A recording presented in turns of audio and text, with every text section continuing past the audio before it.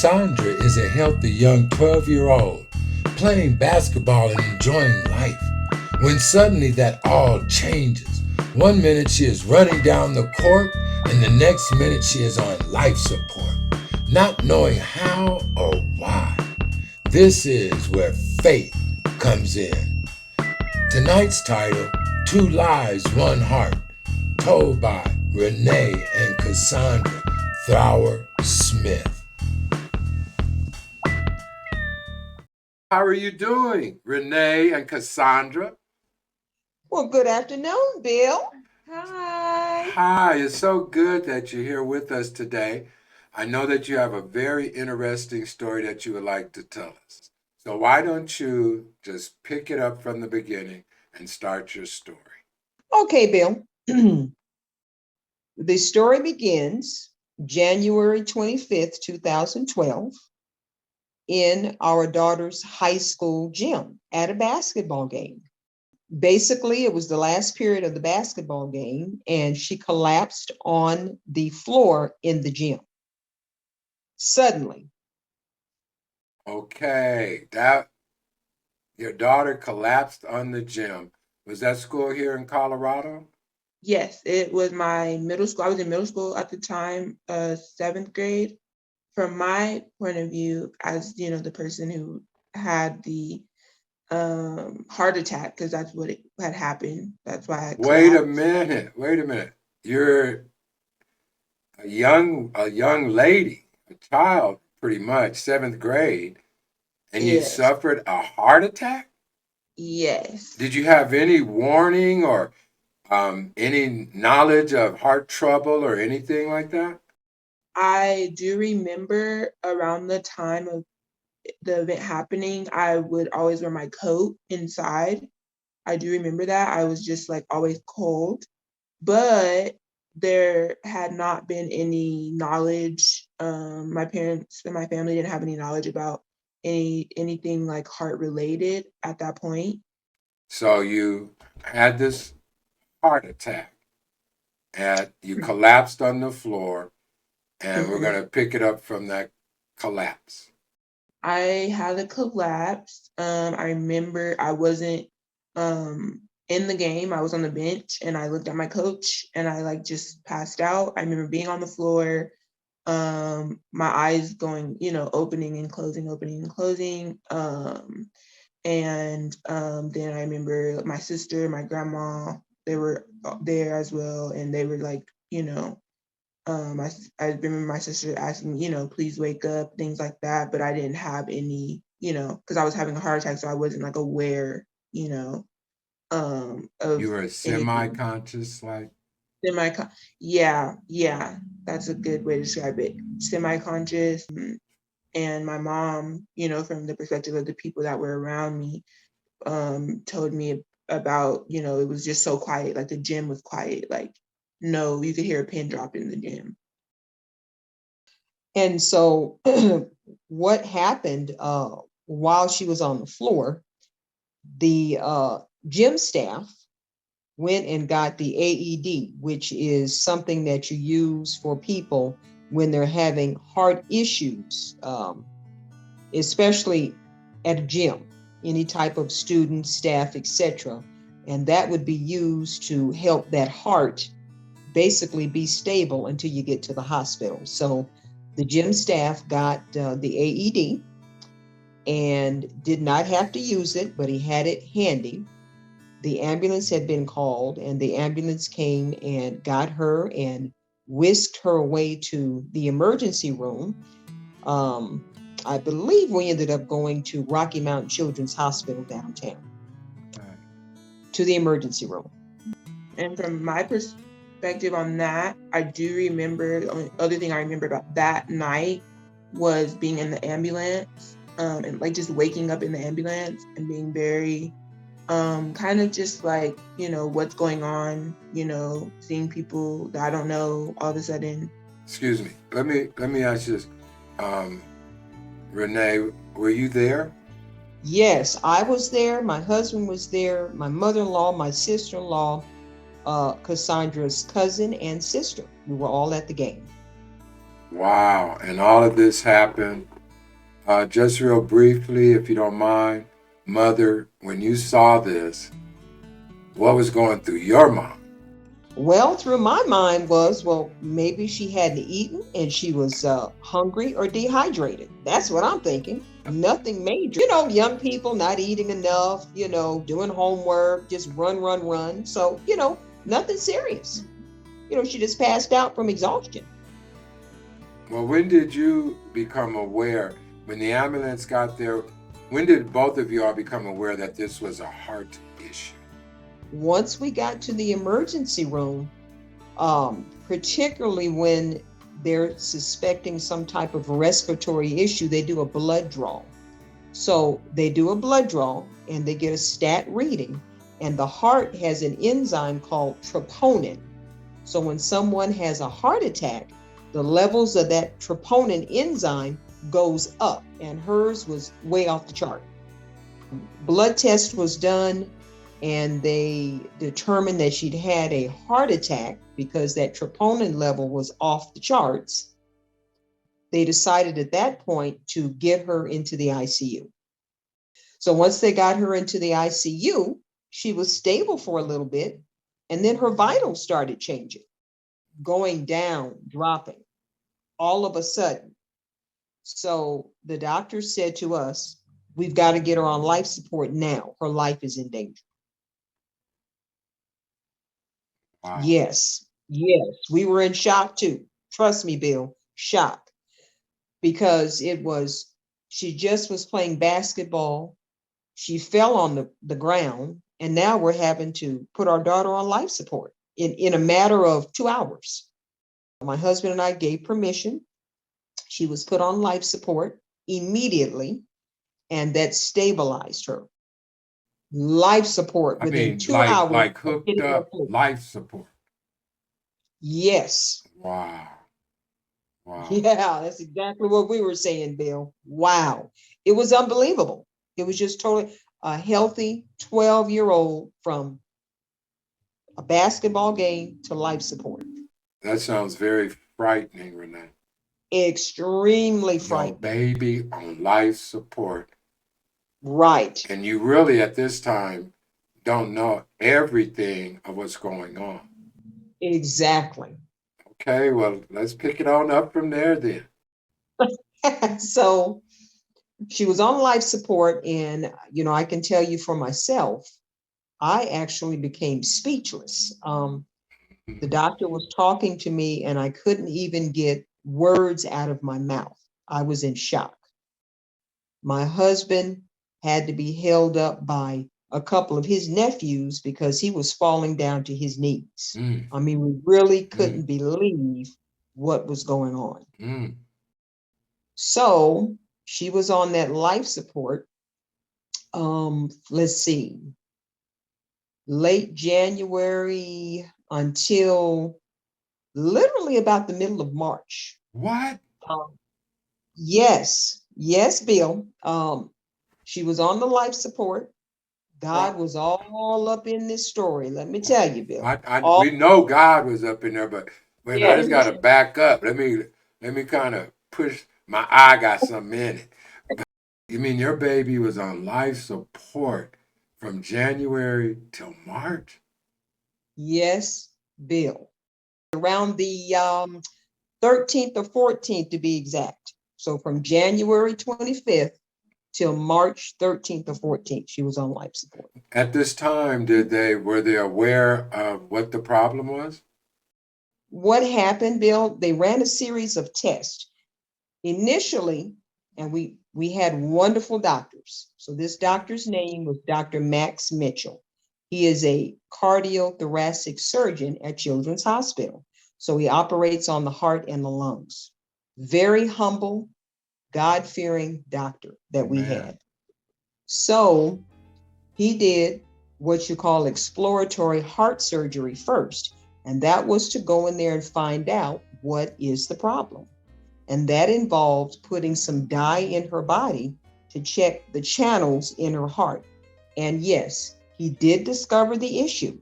And it was on the left side of her coronary artery.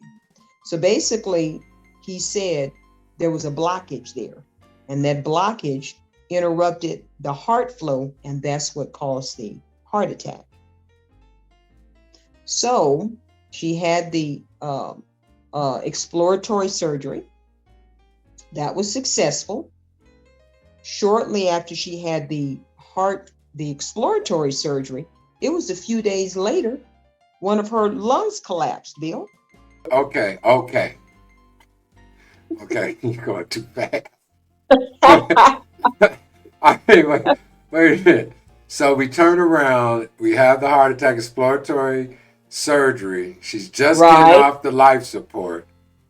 And now you're saying, right after that, we have a lung that collapsed. right. She was still on life support when this lung collapsed, Bill. The lung tissue died. So then that tissue had to be removed out of her body so she wouldn't have any other additional medical complications. It had to be taken out immediately. She was spiking fevers. They had to take bags of ice and put it on her body to keep her fever down. When you say dead tissues from the lung, they didn't take the lung. They just something dead on the lung they had to remove. No, it was the actual lung. So on one side of your body, you have three lobes. So basically three compartments. On the other side of your body, you have two compartments. So on her right side, the middle compartment, the tissue died. So they had to remove the right middle lobe of her lung tissue. And that left the top and the bottom. And I remember asking, so what happens if you remove lung tissue? How does your body, compensate for that? And God has made our body so marvelous that when you remove a compartment of the lung, the top and the bottom connect and you end up with a complete lung again. Amen. Amen. So that's what Amen. happened. God, Yes. And God created us remarkably, hasn't He? yes, he Yes. did. I mean, remarkably. It's almost like talking to a heart and lung specialist talking to you. You- Oh, Yeah. well, thank you. After we saw what we saw, Bill, I'm telling you, I mean, it was just one thing right after another. oh, so So, there's more? oh, yes. Okay, well, okay. I'm at okay. I didn't got over that first shock. I'm at the lung collapse. The lung, Right, the tissue has now been removed. She is right, still on life support. correct. Okay, let's pick it up from there. All right. So, lungs been removed. And mind you now, her doctor, Dr. Mitchell, bless his heart, stayed at the hospital through the night. That's how critical she was. He didn't even go home. He stayed like in the room, very close to where Cassandra was. Amen. That's how critical it was. And he performed the heart surgery and he also did the lung surgery. So then there's recovery from the lung surgery. And in the meantime, they're having to move the bed, turn her body. So she didn't get pneumonia. They had to make sure, that they kept the tissues moving so she wouldn't get pneumonia just laying still on her back. Now, that's on top of everything else. So lung surgery was good. She's still on life support. And there is a machine called an ECMO, ECMO. And I can't remember the exact, what each letter stands for, but basically it's life support. When your lungs or your heart are not functioning for your body, this ECMO machine sustains your life. So she was Oh, on this ECMO and it requires nurses 24/7, literally sitting there watching the flow of fluids in your body, and they have to make sure there's no air pockets, nothing's getting jammed. It's a 24/7 watch period. oh my Lanta. Yes. Cassandra, you hear? Oh, I know you didn't heard this before, but it's like God had his hands all over this. Yes. Just listening to it because it's been 10 years, almost 11 years since all of this. I remember, asking questions to, my parents about like, what happened, because I was on life support for a large part of while all this was going on. And so I remember, some of what my mom is saying now, like, but even just hearing it now, it's like, whoa, like all of that happened, like it's just kind of like, whoa, you know? Yeah, I it's like whoa, and I Yeah. wasn't even there, and it was 10 years ago, and I'm still like whoa, you know. But when you hmm came off of life support, hmm what could you tell me, like your physical state, your mental state, like how did you feel? Were you in pain? Could you breathe? Happy? When I got off of, or when I woke up, I remember my eyes open. It was kind of like this blurriness. I don't remember being in pain. I don't think that I was in pain. I think that the part of the pain was emotional that I felt. I had something going on, and the nurse or doctor, I think it was a nurse, had to do like a procedure on my groin, which is like on your quad kind of area. And I remember they literally had like tweezers and like all of this. And, they're like, doing the procedure, and my parents are there, and they're looking, making sure everything's good, trying to calm me down. And I couldn't see anything. They had, I couldn't see, but I was just like, it was painful. And I'm like, what is going on? Like, and I had never had any of this, prior to being sick or being in the hospital. My sister, who we're 18 months apart, so we're like pretty close. And I remember my mom had told me that she couldn't come to visit me while I was there, because of what it was like. There's a policy in the hospital. Yeah, a policy in the hospital, because I was in the ICU. Other people, when you're in the ICU, you're really sick. So they don't want any, like germs and everything, all of that. My mom or my dad telling me that they were going to do, see if they could get my sister to come. And so I remember her coming. And also because I was on life support for so long, I really, my voice was very, very low. And I really couldn't, like, you really couldn't hear me. I really couldn't talk, I remember my sister actually being able to come. And it was like during the day, I remember. So I remember the sun was out. And she came, and I like turned, and I just like, I think I started crying. And I started like, kind of yelling, but in a quiet voice, and so I was just so excited.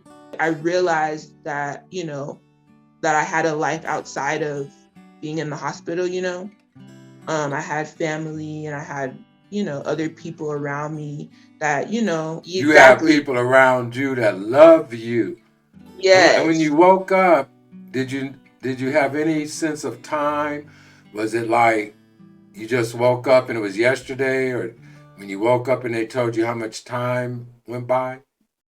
When I woke up, I don't remember having any recollection of time, because I was just so confused, because I was asleep for so long. I was just like, what is this? And I remember there was a TV in the room, and I remember my dad, because he watches the news a lot, and so he had the news on, and it was Whitney Houston had died at that point. And I Okay. remember I looked, and I'm like, Whitney Houston died.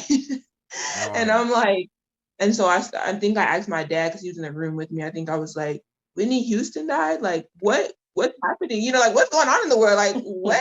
Right. You missed You something. know, I'm exactly trying to understand what was going on was really kind of how I was feeling. And then, the doctors and everything, or every morning they would come, or they would have like what they called like rounds. Yep. So basically, like, it's like a shift change. I remember they would be outside of the door, the hospital room door, and they'll be talking, and they're looking at me, and I'm sitting on the bed, and I'm just like, I wonder what they're talking about. Like, I wonder what they're saying about me. Like, I don't know. Were there any more complications? You want to speak to that? So, yes, Bill, what Cassandra is describing is they would basically go to each patient's room, and that would be the doctor, the care team, and they would do updates. Had there been any changes through the night? How's the patient doing? Are they stable? Do we need to make any changes? And they did that every morning usually around 6 a.m. So, and they would just go to every person's room. So that's some of what Cassandra was seeing. And they kept her sedated because she had tubes from head to toe. And just imagine a 12-year-old, in a hospital room, tubes in both arms, you've got a tube in your throat, you've got things in your feet, and you're laying there flat on your back looking at the ceiling or a TV in the room. So that was her experience for 3 months straight. Mm. And then you've got the nurses just kind of coming in and out of the room, just checking lines, making sure she's stable. And she couldn't eat. So she had liquid nutrition. And she was on heart meds because she had 71% damage to her heart muscle. So she had 29% function for 3 months. Okay. Ooh.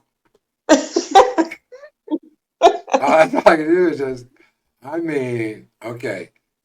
The lung after the heart attack, then we come out, you're awake, and now you're finding out that you only have 29% of heart function.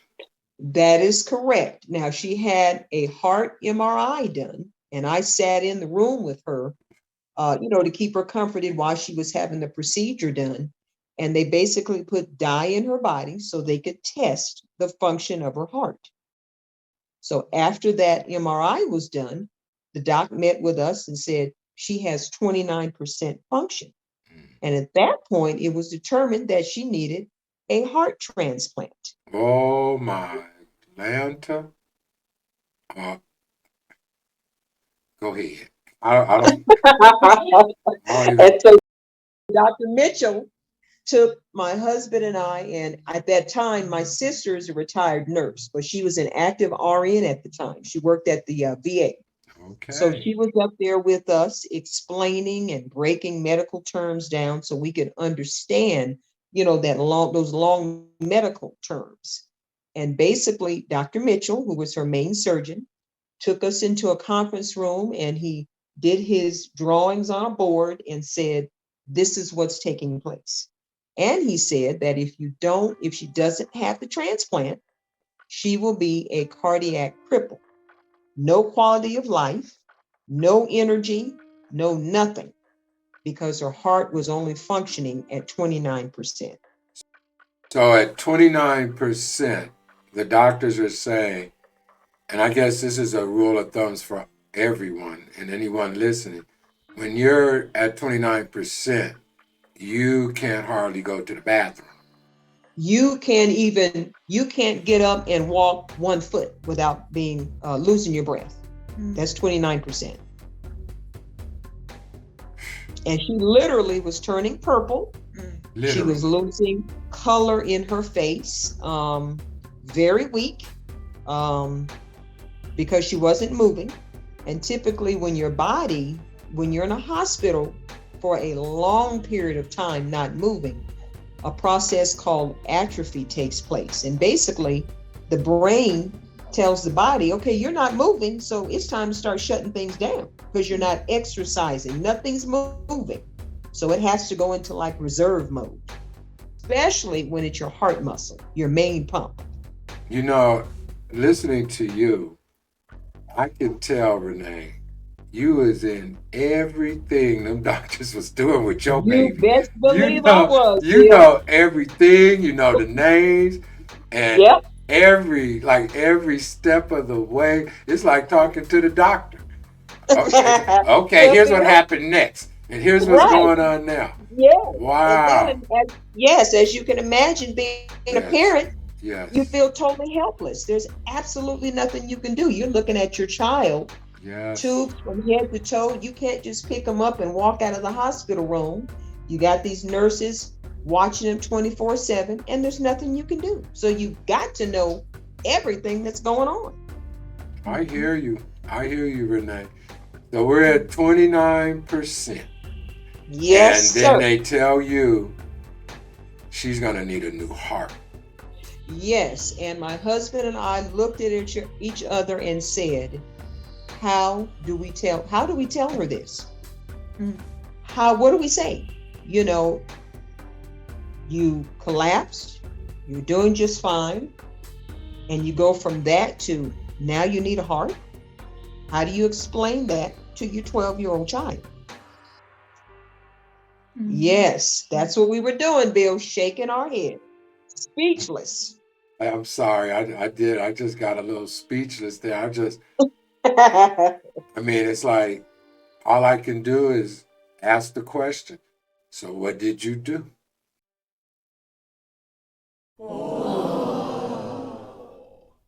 Well, another episode of Where Were You? And we would like to thank our guests for this evening. Also want to thank New Me. New Me helps sponsor Where Were You? So go on and check it out. New Me /Arkway. Also, go on and hit that like. Go on and hit subscribe. Go on and hit that share. Go on and leave a comment. And if you find anyone that has a story, let me know. And hey, you bless someone too.